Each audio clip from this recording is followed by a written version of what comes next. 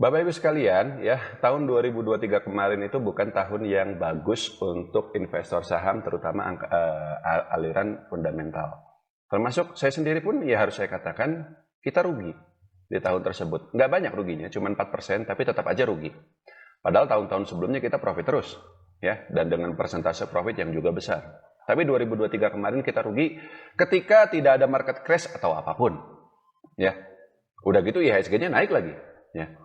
Cuman ini menarik ini Pak Julianto. Jadi, saya sendiri sampai sekitar bulan Juli dan juga sampai sekitar bulan September itu kita masih profit. Bahkan di bulan Juli itu kita profit sekitar 12%, dihitung sejak awal tahun 2023. Tapi memasuki Agustus dan sampai akhir tahun di Desember, saham-saham semuanya turun. Tidak peduli yang fundamentalnya bagus atau jelek. Yang seperti yang tadi Pak Julianto bilang, saham-saham yang belum sampai target harganya udah turun lagi. Kenapa? Sebenarnya ada dua faktor. Yang pertama, ya, pada bulan Juli itu atau bulan Juni itu dia IPO ada satu saham gorengan, bisa dibilang gorengan, Aman Mineral. Habis itu harga sahamnya naik terus. Jadi digoreng bandar tentu saja, karena memang secara valuasi, secara fundamental nggak masuk akal dia bisa sampai market cap-nya mengalahkan Bank BNI. Bayangkan, perusahaan yang istilahnya asetnya cuma berapa, kinerjanya juga nggak bagus nggak apa, tiba-tiba harga sahamnya naik sangat tinggi.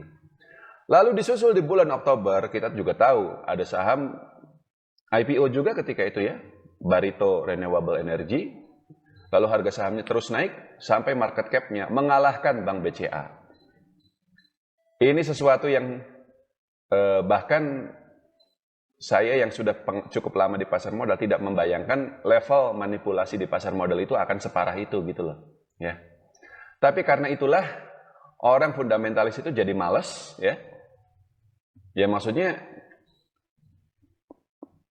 kenapa saham-saham model begitu yang naik ketika Astra justru sebaliknya turun dan banyak saham-saham yang lain pada turun semua? Ya karena orang panik. Ini kalau misalnya bisa digoreng seperti itu ya sampai ngalahin BCA, ya bagaimana dengan yang kecil-kecil yang lebih mudah lagi tentu saja untuk digoreng seperti itu. Dan tidak ada tindakan apa-apa dari otoritas. Kalau dulu ada saham naik setinggi itu disuspend Pak harusnya. Ini enggak. Ini kan ibaratnya begini loh, ada yang melanggar kampanye capres tapi Bawaslunya diem aja gitu loh. Ini kalau misalnya kita disangkut pautin ke isu politik ya.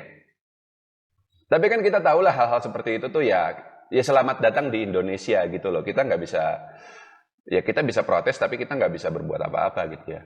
Cuman sebenarnya ada satu faktor lagi yang lebih penting yang bikin pasar modal kita di tahun 2023 kemarin itu sangat sulit. Bukan itu sebenarnya, itu hanya faktor tambahan.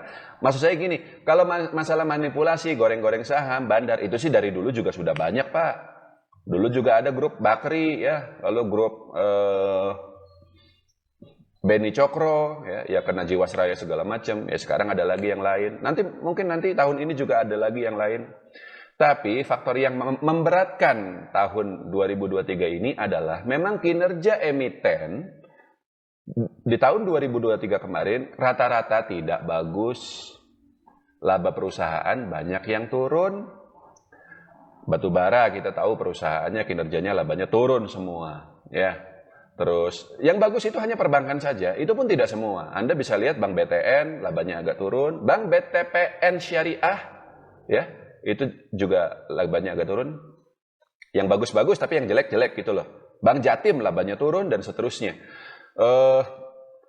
Jadi yang kinerjanya kurang bagus ini lebih banyak dibanding yang bagus sehingga saham-sahamnya turun dan saham dari perusahaan yang bagus pun ikut turun juga gitu. Ikut terseret turun juga. Yang tadi Pak Julianto bilang, Gapura harusnya no problem ya karena kinerjanya bagus. Tapi kan Pak Julianto bisa lihat APLN, Asri, Lipo Cikarang, kinerjanya bagus nggak mereka? Enggak, jelek. Jadi karena teman-temannya jelek, Gapura akhirnya ikut turun juga gitu loh. Ngerti nggak Pak Julianto? Saya pernah mengalami situasi begini, saya lupa tahun berapa, tapi ketika kinerja perusahaan-perusahaan dalam satu sektor bagus semua, sahamnya pada naik, maka saham di sektor yang sama, yang kinerjanya nggak bagus, ikut naik juga gitu. Yang terjadi sekarang sebaliknya. Karena kinerja emiten rata-rata jelek, maka yang kinerjanya bagus sahamnya tetap ikut turun. Itu yang terjadi di tahun 2023 kemarin. Jadi sebenarnya ya memang ada pengaruh dari goreng-gorengan Barito dan lain-lain ya, tapi pengaruh terbesarnya adalah dari situ. Kalau masalah goreng-gorengan dari dulu juga udah ada. 2022 tahun sebelumnya lagi ya, kita tahu waktu itu Goto itu kan baru IPO di tahun 2022 tersebut. Sempat digoreng, sempat jeblok, tapi kita tetap profit waktu itu dari batu bara yang memang kinerjanya bagus semua. Begitu.